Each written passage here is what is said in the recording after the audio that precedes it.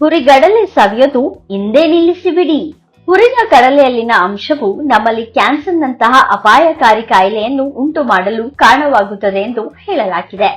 ಅಂಗಡಿ ಬೇಕರಿಗಳಲ್ಲಿ ಸಿಗುವಂತಹ ರೋಸ್ಟೆಡ್ ಕಡಲೆಗಳು ಆರೋಗ್ಯದ ಮೇಲೆ ಪರಿಣಾಮಕಾರಿಯಾಗಿ ಹಾನಿ ಮಾಡುತ್ತದೆ ಎಂದು ಹೇಳಲಾಗ್ತಿದೆ. ಹುರಿದ ಕಡಲೆಗಳು ಹಾಗೂ ಇತರೆ ಆಹಾರ ಉತ್ಪನ್ನಗಳು ಕೆಡದಂತೆ ಹಾಗೆ ಅವುಗಳ ಬಣ್ಣವು ಹೆಚ್ಚಾಗುವಂತೆ ಮಾಡಲು ಕೈಗಾರಿಕಾ ಬಣ್ಣ ಎಂದು ಪರಿಗಣಿಸಲಾದ ಔರಾಮೆನ್ ಬಳಸಲಾಗುತ್ತದೆ. ಈ ಔರಾಮೆನ್ ಕ್ಯಾನ್ಸರ್ಗೆ ಕಾರಣವಾಗುವ ಪ್ರಮುಖ ಅಂಶವಾಗಿದೆ.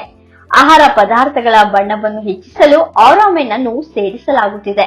ಇದು ಆಹಾರ ಸುರಕ್ಷತೆ ಮತ್ತು ಮಾನದಂಡಗಳ ಕಾಯ್ದೆ 2006ರ ಸ್ಪಷ್ಟ ಉಲ್ಲಂಘನೆಯಾಗಿದೆ.